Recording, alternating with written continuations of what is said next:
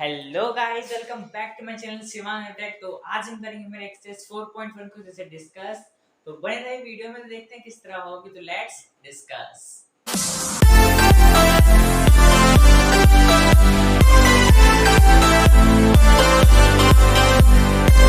Guys, सबसे पहले हम जानेंगे किस चैप्टर के हमें अंदर क्या करना है, किस टाइप के क्वेश्चन हमको कंप्लीट करने हैं।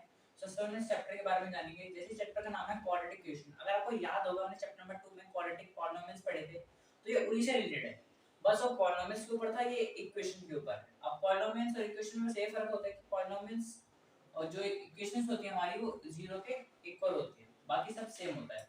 तो फर्स्ट हम पढ़ेंगे जो स्टैंडर्ड फॉर्म होती है हमारी क्वाड्रेटिक पॉलिनोमियल की, क्या होती है ax² + bx + c। जैसे कि हमारी जो पॉलिनोमियल थी उसकी a थी पर इक्वल टू 0 होता है। हमारा जो क्वाड्रेटिक इक्वेशन है वो ax² + bx + c equal to 0 होगी। और जो हमारा a होगा वो होगा कोएफिशिएंट ऑफ x², b होगा coefficient of x and c होगा हमारा कांस्टेंट।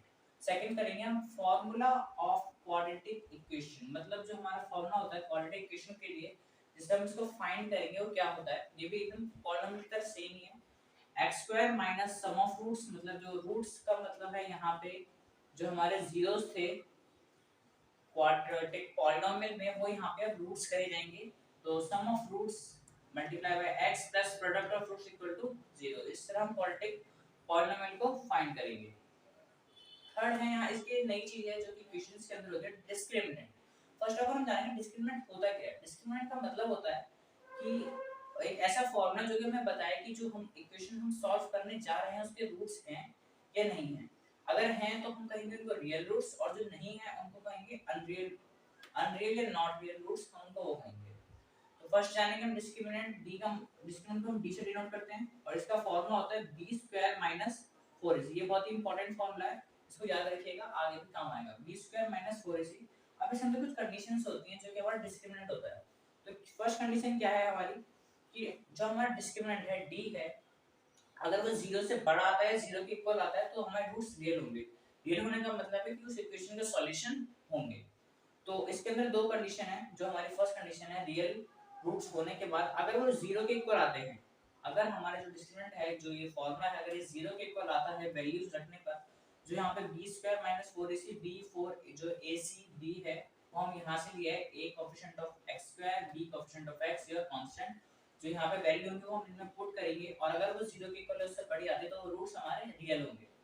तो अगर 0 के इक्वल आते हैं, जो हमारे जो रूट्स होंगे वो सेम होंगे। मतलब जैसे कि x की वैल्यू आई है हमारी निकल के 3 और वो 0 के इक्वल था डिस्क्रिमिनेंट, तो जैसे अल्फा की वैल्यू थी 3, तो बीटा की भी वैल्यू क्या होगी हमारी 3 ही होगी, बिकॉज़ जो हमारे रूट्स हैं वो इस 0 के इक्वल है। सेकंड है d अगर 0 से बड़ा आता है। अगर d 0 से बड़ा आता है देन जो रूट्स होंगे वो रियल तो होंगे, मतलब उनका आंसर्स तो होंगे उस इक्वेशन के, बट वो अनइक्वल होंगे, मतलब अलग-अलग होंगे। जैसे कि मानो अल्फा 2 आ गया तो बीटा 3, मतलब अलग-अलग होंगे। और जो सेकंड कंडीशन है वो सेकंड कंडीशन में दे रखा है अगर d 0 से छोटा आता है, d अगर माइनस में आता है, -1 -2 -3 एंड सो ऑन, तो तब क्या होगा, जो रूट्स होंगे वो अनरियल होंगे, जो इक्वेशन होगा उसके सॉल्यूशंस नहीं होंगे। तो हम उसके सॉल्यूशन जो इक्वेशन होंगे उसको डी पे निकाल के छोड़ देंगे, आगे इसको फर्दर सॉल्व नहीं करेंगे। अब बात आती है कि अब हमें मालूम पड़ गया कि जो हमारे रूट्स हैं वो रियल हैं।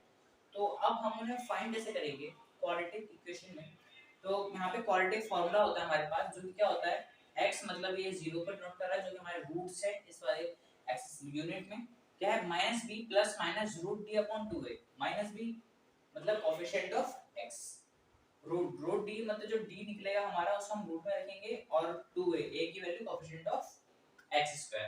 तो ये हमारा क्या होता है -b प्लस माइनस √d/2a, जिसके अंदर जो हमारा अल्फा होता है वो होता है -b प्लस √d/2a, बीटा होता है -b माइनस √d/2a। ये इसी में से निकला है, इसको आपको ज्यादा याद करने की जरूरत नहीं है। आपको अगर ये फॉर्मूला याद है तो ये अपने आप ही निकल जाएंगे। तो आप इसे नोट कर लीजिए। हम बढ़ेंगे एक्सरसाइज की तरफ और करेंगे कोई क्वेश्चन सॉल्व। तो करते हैं स्टार्ट।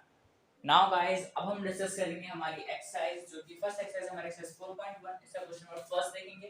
क्वेश्चन नंबर फर्स्ट में हमें दे रखा है कि हमें बहुत सारे इसमें इक्वेशंस दे रखी हैं जो कि अभी अनसॉल्वड है। हमने कहा है कि इन्हें सॉल्व करके बताना है कि क्वाड्रेटिक इक्वेशन है या नहीं है। तो सिंपल सी बात है, क्वाड्रेटिक इक्वेशन वो है अगर किसी भी इक्वेशन की जो मैक्सिमम पावर है, किसी भी इक्वेशन की जो मैक्सिमम पावर है वो क्या है 2 है। अगर किसी भी क्वेश्चन की मैक्सिमम पावर 2 है तो क्वाड्रेटिक है, इससे ज्यादा है वो तो भी नहीं है, इससे कम है तो भी नहीं। तो हमें पता है अगर किसी भी क्वेश्चन की मैक्सिमम पावर हमारी 2 है तो वो क्वाड्रेटिक क्वेश्चन होगी। तो हम सॉल्व करके देखते हैं। फर्स्ट है x माइनस 12, हम इसको सॉल्व करेंगे डिस्ट्रीब्यूटिव मेथड से। x + 1 - 2 x + 1 रखेंगे, x + 3 - 1 x + 3, तो मल्टीप्लाई करेंगे x² + x - 2 की होगी तो 2x प्लस माइनस माइनस और 2, इधर करेंगे x² + 3x - x plus minus minus 3, तो अब इसे सॉल्व करेंगे।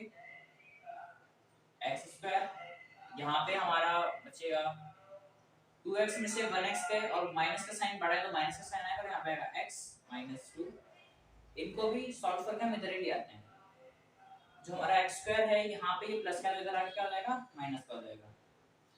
3x - x, 3 में से 1x गए, कितने बचे 2x बचे, प्लस का साइन है यहाँ पे तो इधर आके माइनस का लाना दो -2x, ये -3 है यहाँ पे आके क्या हो जाएगा +3, इधर आके 0, क्योंकि अब वहां पे कोई वैल्यू बची है तो क्या होगी 0 होगी। तो x² यहाँ प्लस माइनस तो ये कैंसिल हो जाएंगे और आगे हम करेंगे 2x and x, कितना हो गया माइनस के दोनों प्लस हो जाएंगे -3x, और ये कितना हो जाएगा 3 में से 2 है 1 हो जाएगा, पर साइन किसका आएगा प्लस का आएगा इक्वल टू 0। तो जो हमारी एंड में जो इक्वेशन आई वो आती है क्या इसकी मैक्सिमम पावर 2 है, इसकी मैक्सिमम पावर 2 नहीं है, तो हम क्या लिखेंगे no this equation is not a quadratic equation। तो ये हो गया हमारा इक्वेशन सॉल्व। अब हम नेक्स्ट क्वेश्चन सॉल्व करेंगे जो कि है question number 5, 2x - 1 x - 3 + x + 5 है x - 1। तो जैसे इसको भी सॉल्व करते हैं उसी तरह से डिस्ट्रीब्यूटिव मेथड लगाएंगे x - 3 = x x - 1 + 5 x - अब करेंगे multiply 2x² - 3 to the 6x -x, क्योंकि प्लस माइनस माइनस ही होगा, माइनस माइनस प्लस, और ये आ गया 3।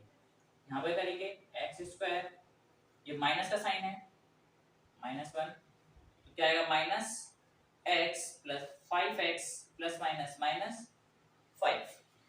अब हम इसको सॉल्व करेंगे 2x², यहाँ पे माइनस का साइन है तो प्लस होंगे -7x + 3, इन वैल्यूज को भी हम इधर ही लेंगे, x² इधर प्लस में है तो इधर आके माइनस में हो जाएगा। 5x प्लस का है और ये माइनस का है, प्लस माइनस माइनस होता है, साइन किसका आता है जो प्लस होता है। 5x में से 1x से कितने बचे 4x बचे, कितने के प्लस के, तो इधर आके माइनस के 4x, ये +5 -5 इधर आके +5 = 0। 2x² में से 1x करके कितने बचे हमारे x², साइन प्लस आएगा क्योंकि प्लस की वैल्यू जो है बड़ी है।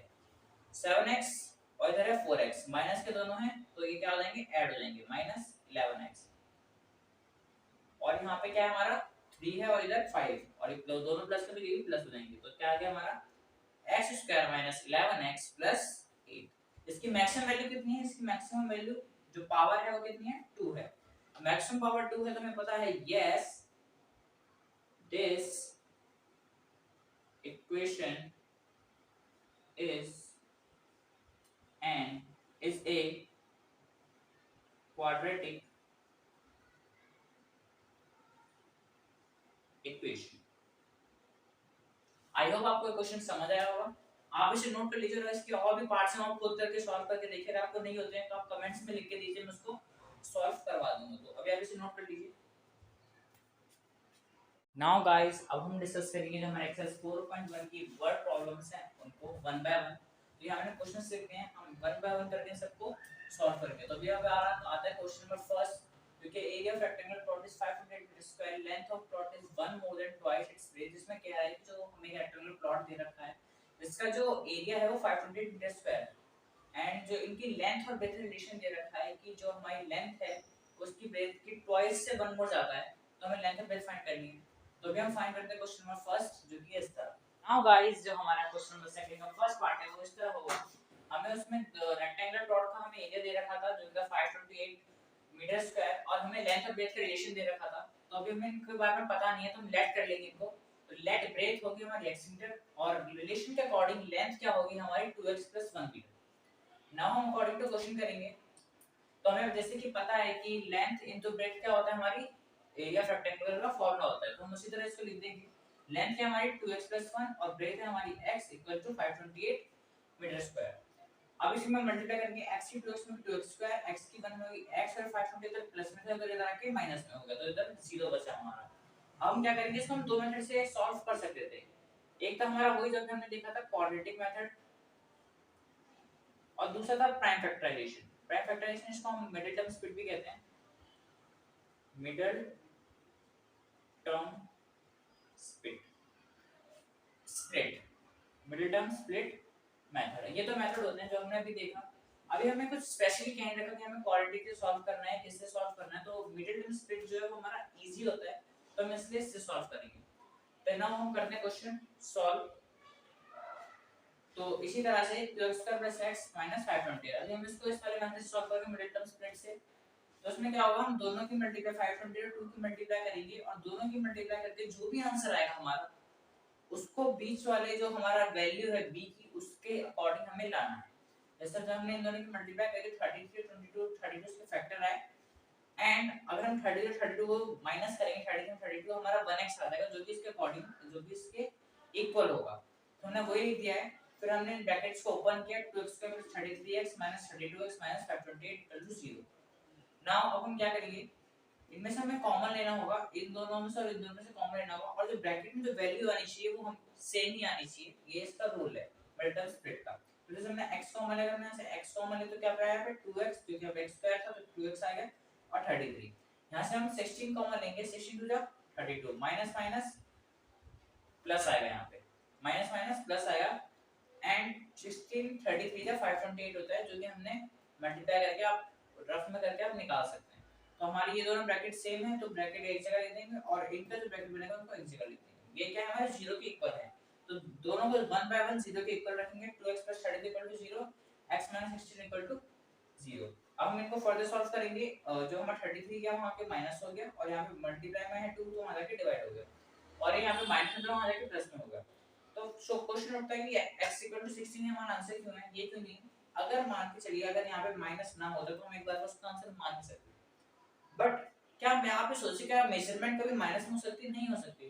तो सिंपली ये हमारा आंसर नहीं होगा और ये हमारा प्लस माइनस मेजरमेंट प्लस में हो सकती है तो हमारा 16 होगा। तो हम उसी अकॉर्डिंग लिख देंगे हेंस ब्रेथ = 16 क्योंकि हमारा x इक्वल थी एंड लेंथ = 2x + 1 2x + 1 जो कि हमने यहां लिखा था। 2 * 16 16 = 32 प्लस 1 हो गया 33 हो गया। तो इसी तरह हमारा आंसर निकल गया। तो आप इसे नोट कर लीजिए। आई होप आपको समझ आया होगा। हम नेक्स्ट क्वेश्चन करेंगे।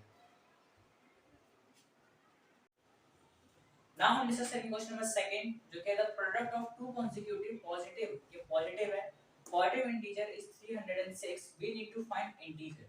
हमें दे रखा है कि दो consecutive होते हैं एक के बाद एक आने वाले, मतलब एक जैसे 2 है तो 2 के बाद consecutive होगा 3, 3 के बाद 4, 15 के बाद 16, 100 के बाद 100 इधर consecutive है। तो इस तरह हम ये भी देख सकते हैं कि अगर हम मानो x मानते हैं तो उसका नेक्स्ट क्या होगा, x + 1 होगा। तो वही दे रखा है हमें, जो दो प्रोडक्ट दे रखा है उनका जो कॉन्जिक्यूटिव इंटीजर है उनका 306 दे रखा है, हमें इंटीजर्स फाइंड करना है, वो इंटीजर कौन से हैं। तो अब हम डिस्कस करेंगे क्वेश्चन नंबर सेकंड, जो कि इस तरह से। नाउ गाइस हम डिस्कस करेंगे क्वेश्चन नंबर सेकंड, जो कि इस तरह होगा। हमें दे रखा था कॉन्जिक्यूटिव इंटीजर, हमें पता नहीं था तो हमने x मान लिया पहले इंटीजर को और सेकंड इंटीजर जो होगा हमने कहा था कॉन्जिक्यूटिव में एक के बाद एक आना होगा तो x + 1 हो गया।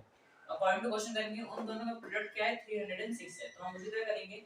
देन x की मल्टीप्लाई x में x² आ जाएगा, x की 1 में भी x आ जाएगा और यहां प्लस में तो यहां पे आके माइनस हो जाएगा, कुछ में तो 0 हो जाएगा। नाउ हम यूज करेंगे मल्टीपल स्प्लिट मेथड। तो हमें कौन से फैक्टर मिले, 18 और 17 में फैक्टर मिले तो हमने उनको रख दिया और 18 में 17 को माइनस करेंगे तो हमारे पास 1 आएगा जो कि सेम है बीच वाले टर्म की तरह। तो हम इनको ब्रैकेट से बाहर निकालेंगे x² + 18x - 17x - 306 = 0। हम कॉमन लेंगे तो क्योंकि हमको मिडल स्प्लिट में रूल होता है कि हम सीधे इसको सॉल्व कर पाएंगे और जो ब्रैकेट में जो वैल्यू आएगी वो दोनों सेम होनी चाहिए दोनों साइड। तो इनमें अगर हम कॉमन लें तो अगर इसमें x कॉमन ले तो क्या आएगा, x + 18 आया कॉमन। इसमें अगर हम -17 कॉमन लें तो यहां पे क्या आएगा, x minus minus minus plus x + 18 यहां पे भी कॉमन आएगा और ये दोनों ब्रैकेट सेम आ गए और इक्वल टू 0। अब जो ब्रैकेट है उसको इधर लिख लेते हैं और ये जो वैल्यू आती है बाहर उनको इधर लिख लेते हैं। नाउ ये जो दोनों वैल्यूज हैं ये 0 के इक्वल हैं, तो एक 1 बाय 1 इनको 0 के इक्वल रख देंगे। x 17 equal to 0 and x 18 equals to 0। क्या रहेगा हमारा x इक्वल टू 17 तो वहां जाके प्लस हो जाएगा और जाएगा x इक्वल टू -18 तो वहां जाके माइनस हो जाएगा। अब हम इसको आंसर कंसीडर करते हैं क्योंकि जो हमारा क्वेश्चन इसमें दे रखा था वो पॉजिटिव इंटीजर है, ये हमारा पॉजिटिव लिखा हुआ है, तो ये हमारे जो होंगे पॉजिटिव इंटीजर होंगे। और जो हमारा आंसर की माइनस में आ रहा है तो ये तो हम हो ही नहीं सकता, तो ये हमारा आंसर नहीं होगा। और ये आंसर पॉजिटिव में आ रहा है तो क्या होगा हमारा आंसर होगा। तो हम उसी तरह लिख देंगे has first person consecutive integer क्या होगा हमारा 17 और सेकंड क्या होगा उसका एक बाद मतलब +1 क्या होगा हमारा 80। तो इस तरह हमारा क्वेश्चन होगा। आई होप आपको समझ आया होगा। अब इसे नोट कर लीजिए। हम करेंगे question number 3। Now question number 3 हम डिस्कस करेंगे जो कि है Rohan's mother age is 26 years older than him। जो रोहन की मदर की एज है वो उससे 26 इयर्स ज्यादा है।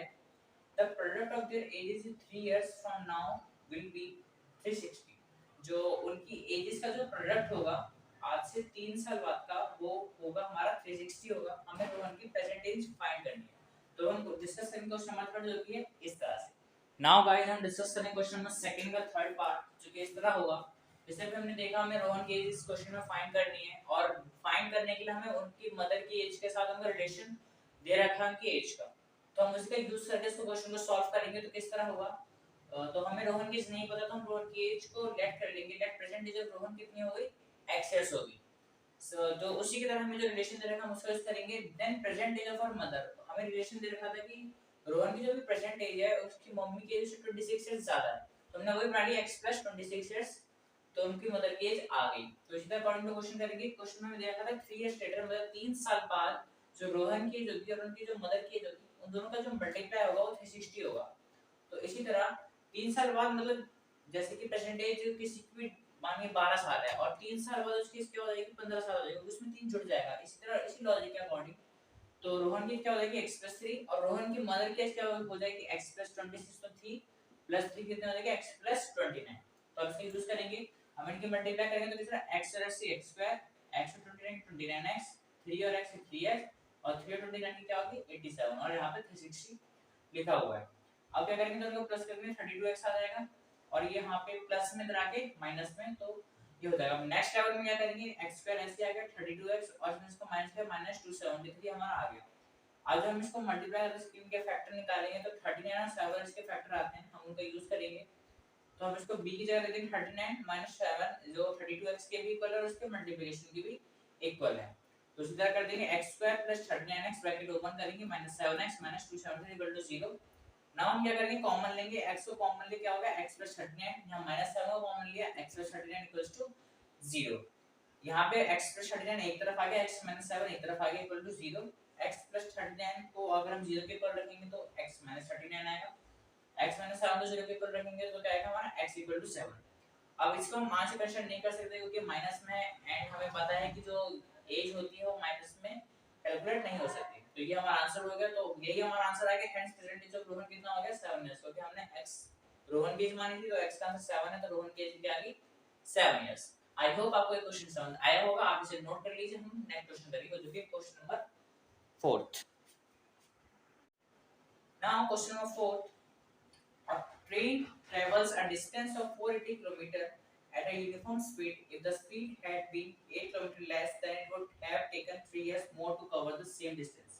इसमें हमको कह रहा है कि एक ट्रेन है जो कि 480 किलोमीटर एक यूनिफॉर्म स्पीड से कवर कर देती है। मतलब हमें स्पीड दे रखी है पर हमें बता रहा है यूनिफॉर्म स्पीड है, उसी स्पीड में 480 किलोमीटर एक सर्टेन टाइम में वो कवर कर लेती है। एंड अगर हम उसने कहा अगर उस स्पीड को यूनिफॉर्म स्पीड को 8 किलोमीटर पर आवर लेस कर दें तो जो डेस्टिनेशन पहुंचने का टाइम था वो 3 आवर्स बढ़ जाएगा। तो हमें फाइंड करना है कि जो ट्रेन की स्पीड थी वो स्पीड क्या थी यूनिफॉर्म स्पीड में जब वो ट्रेन थी। तो अब हम डिस्कस करेंगे क्वेश्चन नंबर 4 जो भी है इस तरह से। नाउ अब हम डिस्कस करेंगे क्वेश्चन नंबर 2 का फोर्थ पार्ट जो कि इस तरह होगा। हमें ओरिजिनल स्पीड नहीं पता ट्रेन की तो हमने ओरिजिनल स्पीड मान ली x किलोमीटर पर आवर और हमें कह रखा था कि डिग्री स्पीड का भी यूज होगा। तो डिग्री स्पीड कितनी रहती है 8 किलोमीटर पर आवर। हम उसे डिक्रीज कर दें तो क्या होगा x minus 8 kilometre per hour हमारी स्पीड हो जाएगी, क्योंकि हमारी ओरिजिनल स्पीड x किलोमीटर पर आती है। आप 8 किलोमीटर पर आवर काउंट करके x माइनस 8 होगी, वो मैं अभी प्रॉपर वैल्यू नहीं मानूं x की। टोटल डिस्टेंस क्या था हमारा 480 किलोमीटर। अब हम कैलकुलेशंस करेंगे ताकि हम क्वेश्चन को और अच्छी तरह से सॉल्व कर पाएं। फर्स्ट हम निकालेंगे time consume by train with original speed. जो हमारी ओरिजिनल स्पीड जिसमें टाइम कितना हमारा खर्च हुआ या फिर यूज हुआ।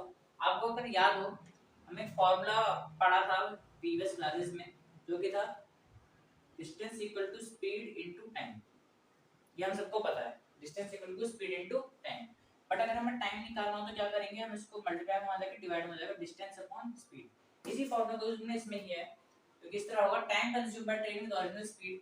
हमें टाइम निकालना है तो हमें डिस्टेंस लिखना होगा। डिस्टेंस कितना हमारा 480 किलोमीटर, और स्पीड कितनी है हमारी ओरिजिनल स्पीड कितनी है x किलोमीटर है, तो हमारे यहां पे x आ गई।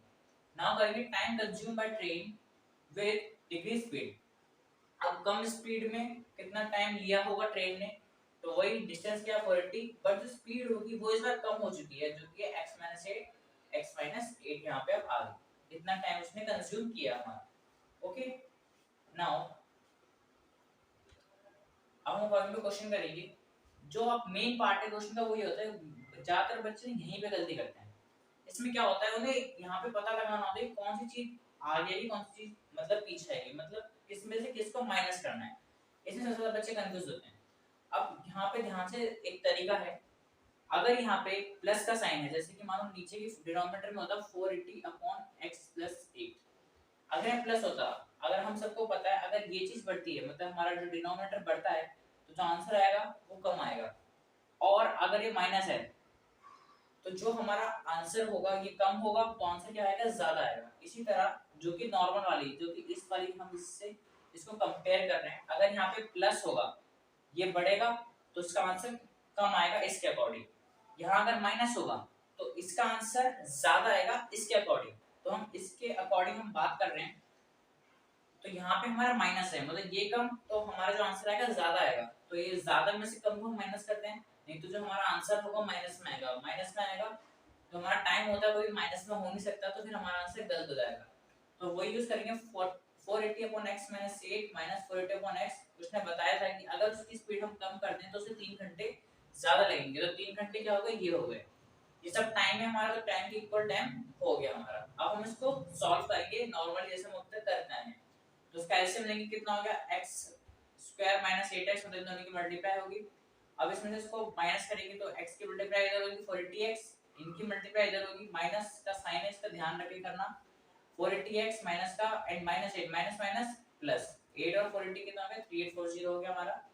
नाउ 480x से 480x कैंसिल हो जाएगा क्योंकि प्लस माइनस का साइन है।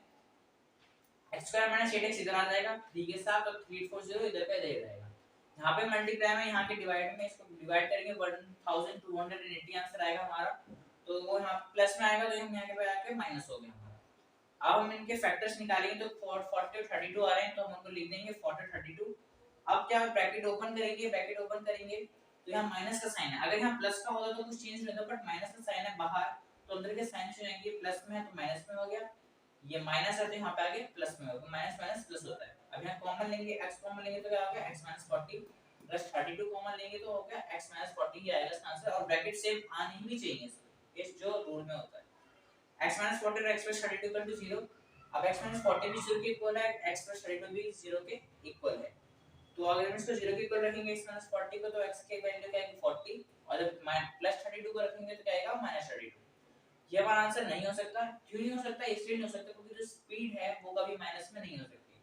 तो हमारा आंसर क्या हो गया x 40। तो वही लिखा हमने, hence the original speed of train, जो स्पीड की ओरिजिनल स्पीड की वो कितनी है 480 kilometre per hour. I hope आपको समझ आया हो, आप इसे नोट कर लीजिए। अब so this is all for today guys. I hope आपको ये वीडियो अच्छी लगी। अगर अच्छी लगी हो तो उसको लाइक कर करो, उसको दूसरे शेयर करो, और हां चैनल को सब्सक्राइब करना मत भूलना। हम मिलेंगे भाई नेक्स्ट वीडियो में, तब तक के लिए स्टे ट्यून, बाय बाय।